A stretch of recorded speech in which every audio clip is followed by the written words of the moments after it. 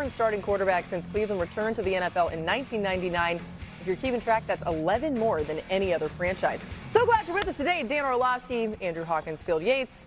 We got a lot to get to. This is a super busy day. Yeah, we got a lot. Well, let's do it then. Dan, does this decision make sense for the Browns right now? As we said, they're facing off against the Vikings defense in London. I would have started in week 1, but here we are week 4, okay? So only thing left to do. 2 things. Number 1, it's recon for this season, from this moment for the rest of the season if you're the Cleveland Browns. Yeah. Did you find Andy Dalton, a Derek Carr, a Russell Wilson, Dak Prescott? That's really, outside of trying to win a game, that's the only thing that's left. Is Dillon Gabriel a guy for you? I think the second thing, and just directly to the field, Kevin Stefanski's offense, the fundamental part of it was always play action.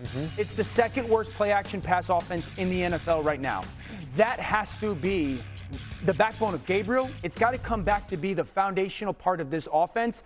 If he can do that, that's at least a box checked of, okay, can he be the guy for the future? But it's all about, is this dude any good or not? Yep. It's a dramatic style change, by the way, from Joe Flacco. Joe to Dillon, if you saw the two standing next to each other, it's a gigantic discrepancy in literal size. Joe's 6'6", Dillon Gabriel about my size.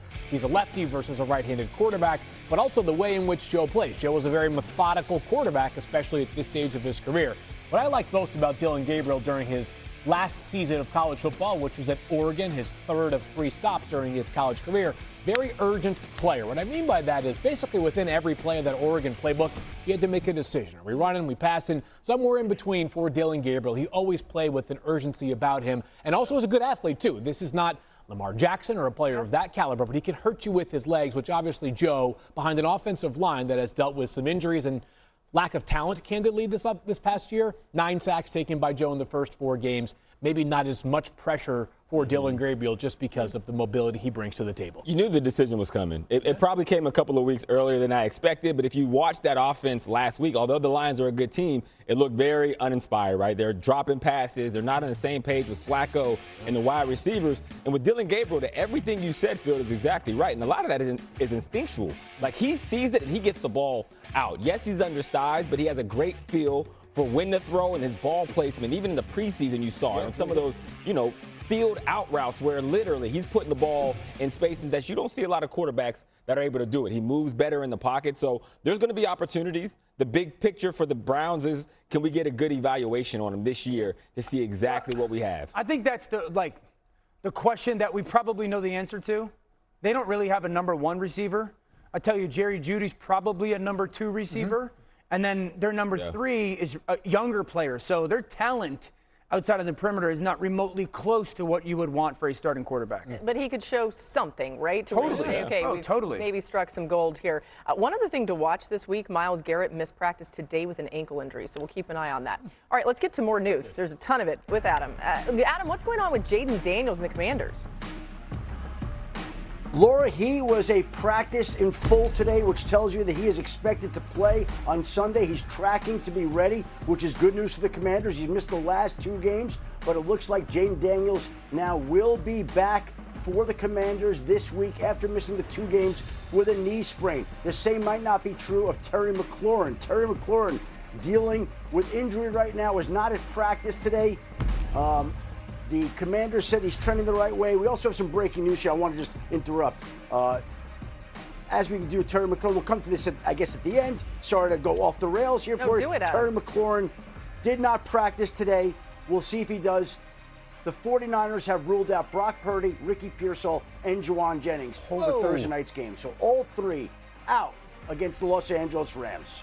Wow. Okay. When Sheffy's got the phone and he's going frenetic, you know that something's coming around the corner here. And we're going to flip our script right now and react to that. You just said no Brock Purdy, no Juwan Jennings, no Ricky Pearsall. Dan, this game is tomorrow. What do you think? I mean, so that they're out their starting quarterback, their top 3 wide receivers, their starting tight end, their starting rush end. Yeah. Besides that, who's left? Not much. The downside is Pearsall's been awesome. He's made a huge catch last week. Yeah. Jennings is Jennings, very, very good player. Yeah. Mac Jones had stepped in, won 2 games, going against the Rams defense that defensively is fantastic. Their safeties are playing big-time football. Can McCaffrey get 40 touches and have 250 yards of offense? This is brutal for the 49ers because that division's loaded. Yeah, to your point, when Mac Jones goes in, you're hoping you get a lift from all the other players to kind of fill in the gaps. But literally, you're operating with all gaps. So for Kyle Shanahan, it's like, well, where do I find the answers? Yes, Christian McCaffrey, but are you going to want to put that heavy of a dosage on him? Got to keep because him healthy, he too. has to be around for this entire season for this to matter for the 49ers. You never seed a game, of course, but I think if you're the 49ers, there's probably a bit of a feeling going into this game that if we can get our guys healthy, and Brock missed 2 games, comes back for 1 game, is now going to miss another. That tells us that whatever Brock is dealing with inside this turf toe issue, he needs a little bit more time. And if you can get Brock right for week 6 when they play Tampa Bay, another gigantic game in the NFC, you have a much better chance to stay competitive in this awesome NFC West than if you bring him back out here on Thursday night where the stack of chips is already relatively short against this really good Rams team. You got to take the bigger picture view right now in this division. Rams could be 4-1 after this weekend or after tomorrow night, and should be. The Rams should win that game. And Seattle could be 4-1. I think your point is fair. I think your point is the right one of like, hey, short week. Yeah. Don't overdo it. They may have already overdone it a little bit. If we play them because we want to win and they're not healthy and our season's done. We might still October. lose if he goes out there. Yeah, it could be tough. Yeah, for a team that obviously has dealt with so many injuries. This is deja vu all over again. So bad. You hate to see it because going into the season, we're like, oh, man, their schedule's kind of favorable. Either way, still plenty of time. The breaking news there from Adam: Brock Purdy, Ricky Pierce.